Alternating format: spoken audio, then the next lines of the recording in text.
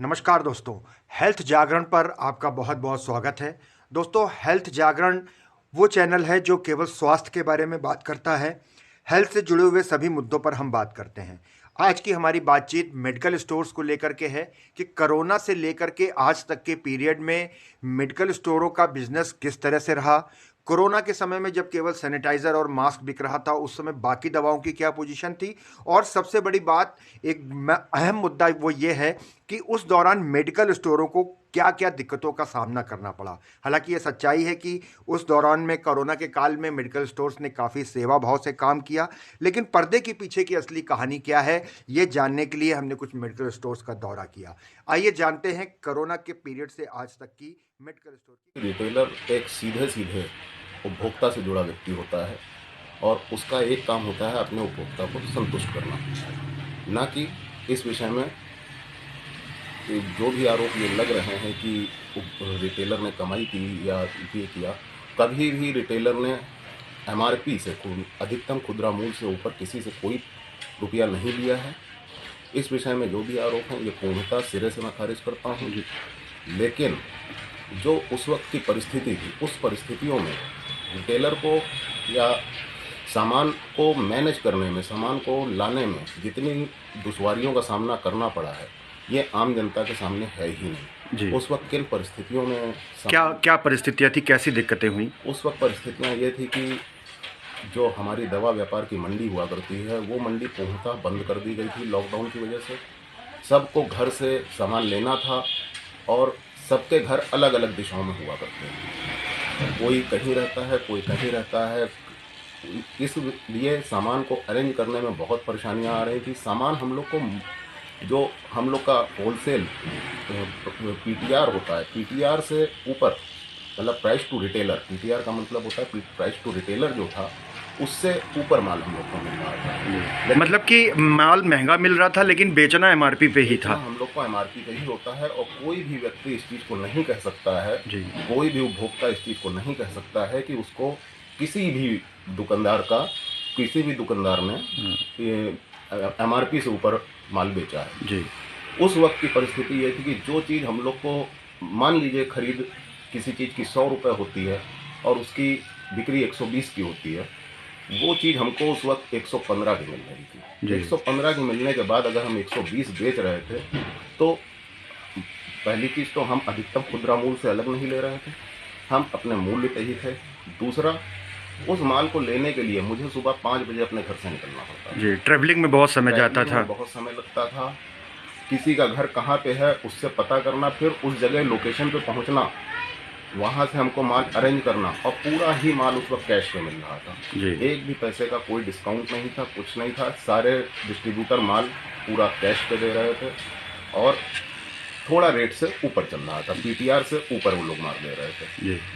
तो उन परिस्थितियों को मैनेज करने में हर रिटेलर को बहुत ही परेशानियां हुई हैं, माल को अरेंज करने में बहुत परेशानियां हुई हैं। जी, क्योंकि केवल ज़्यादातर जोर जोर जैसे सैनिटाइज़र पे था, मास्क पे था, इम्यूनिटी वाली दवाइयों पे ज़्यादा था।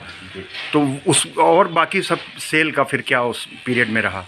जो सेल की सिचुएशन थी, देखिए, जब भी किसी भी तरह का किसी भी देश पे आपातकाल की स्थिति आती है, तो हर आदमी की प्राथमिक ज़रूरत जो होती है वो होती है आटा, दाल, चावल।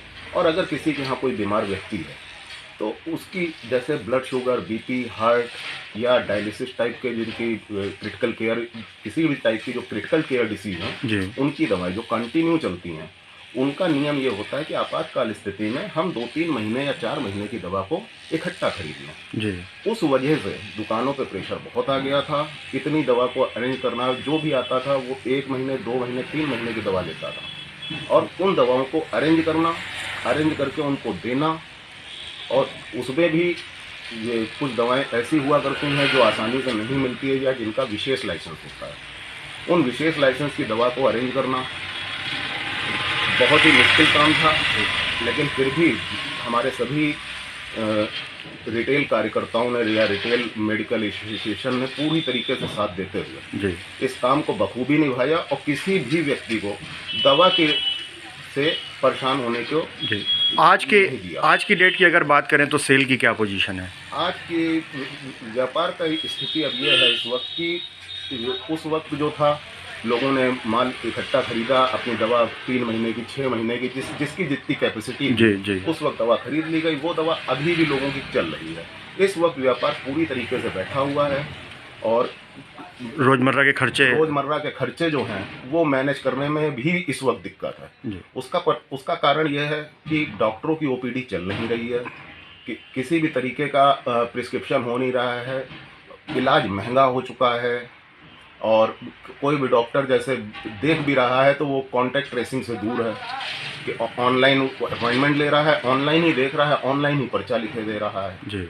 अब ऑनलाइन जब पर्चा लिखा जा रहा है तो पेशेंट पूरी तरीके से डॉक्टर से संतुष्ट नहीं हो पा रहा है। जो संतुष्टि एक होती है, देखिए जहाँ तक इलाज का सवाल है तो इलाज एक तो होता है कि हम दवा खाएंगे तो ठीक हो जाएंगे, दूसरा ये होता है कि एक सांत्वना डॉक्टर देता है। जब वो मरीज को टच करता है उससे मरीज को संतुष्टि महसूस होती है कि डॉक्टर साहब ने मुझे देखा।